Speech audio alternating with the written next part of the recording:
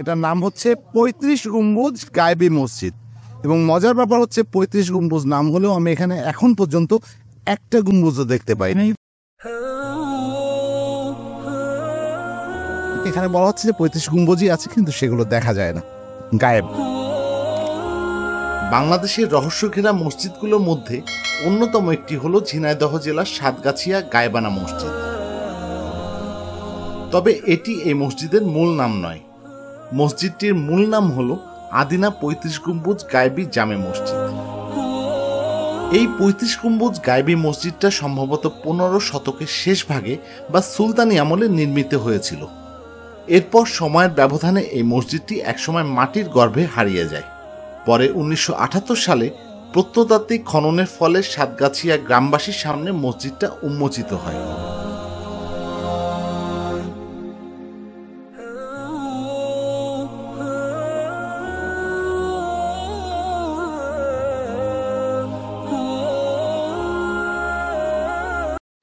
এই মসজিদটা হলো অনেক বছর আগে, মানে ৫০০ বছর আগে, বুঝলেন, তা দিয়ে ঢাকা ছিল, মাটির তলে ছিল।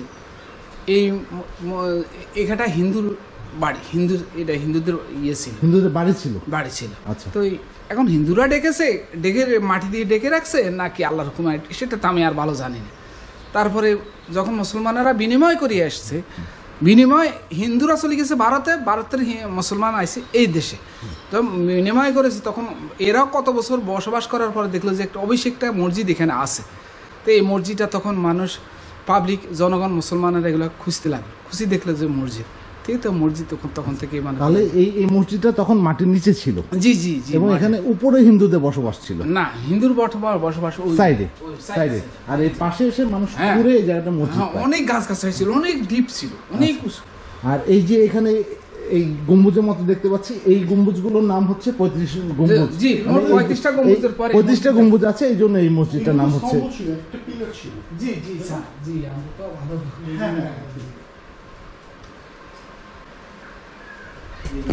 তার মানে বন্ধুরা, এই মসজিদটার নাম ৩৫ গম্বুজ গায়েবী মসজিদ হয়েছে তার কারণে এখানে যে ৩৫টা পিলার আছে, এই যে আপনারা দেখতে পাচ্ছেন পিলার, এই পিলারগুলোকে বলা হচ্ছে গম্বুজ। ইমাম সাহেবের কথা যদি না বুঝতে পারেন, আমি একটু ক্লিয়ার করে বলি যে এটা আগে হিন্দুদের আবাসভূমি ছিল। এই পাশে হিন্দুরা এই দেশ ছেড়ে যাওয়ার আগে মুসলমানদের সাথে এটা অদলি বদলি করে নেয় এই জায়গাটা, এবং পরে মুসলমানরা এখানে কোনো কারণে এই পিলারগুলো তখন উঁচু হয়েছিল, এবং এইগুলো দেখে মুসলমানরা ধারণা করেন যে এখানে মাটির নিচে মসজিদ থাকলেও থাকতে পারে। সো এখানে খোঁড়াখুড়ি হয় এবং সত্যি সত্যি এখান থেকে একটা মসজিদ আবিষ্কৃত হয়। এই হচ্ছে সেই মসজিদ। এবং এই যে ছোট ছোট পিলারগুলো দেখতে পাচ্ছেন, এই পিলারগুলোর কারণে এটার নাম হয়েছে ৩৫ গম্বুজ গায়েবী মসজিদ।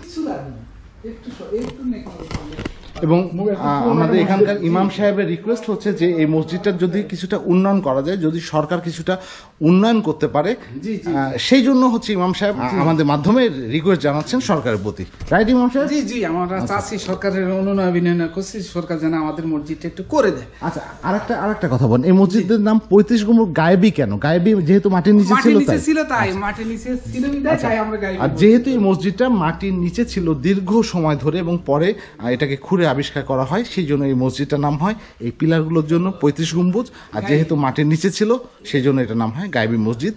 ২২-২৪ বছর আমি খাদেম ইমাম হিসাবে ইমামত শুক্রবারে নামাজ পড়াচ্ছি। আচ্ছা, এই কত সরকার আসছে আর যাচ্ছে, আমাদের প্রতি কোনো অবহেলা। তো আমার এই ভিডিও যদি সরকারি কোনো কর্মকর্তা বা কারো চোখে পড়ে, তাহলে তাদের কাছে রিকোয়েস্ট হচ্ছে এই যে ঐতিহাসিক মুঘল আমলের ৭০০ বছরের পুরনো এই মসজিদটা, যেটা মাটির নিচে ছিল, আল্লাহর রহমতে মানুষ পুরো এটা বের করেছে। সো এই মসজিদটা যদি কোনো উন্নয়ন করা যায়, যদি কোনো উন্নয়ন করা সম্ভব হয়, ইমাম সাহেবের সাথে যোগাযোগ করে এই মসজিদটা যেন উন্নয়ন করা হয়। একটু দাঁড়াইলে আমি কিন্তু আপনার না, থাক, দরকার নেই, আমরা বাইরে থেকে ভিডিও করে দিচ্ছি। আলহামদুলিল্লাহ। আচ্ছা, হ্যাঁ, এটা হচ্ছে মেম্বার।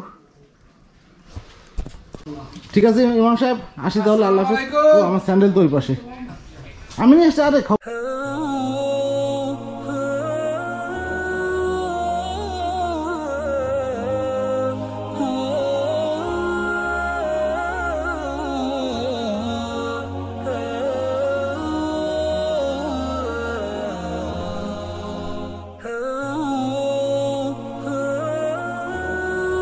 আজকের মতো এখানেই বিদায় নিচ্ছি। ভালো লাগলে ভিডিওটাতে লাইক করতে ভুলবেন না, আর আমার চ্যানেলটা সাবস্ক্রাইব করে বেল বাটনে একটা ক্লিক করে দিবেন। দেখা হবে নেক্সট ভিডিওতে। আল্লাহ হাফেজ।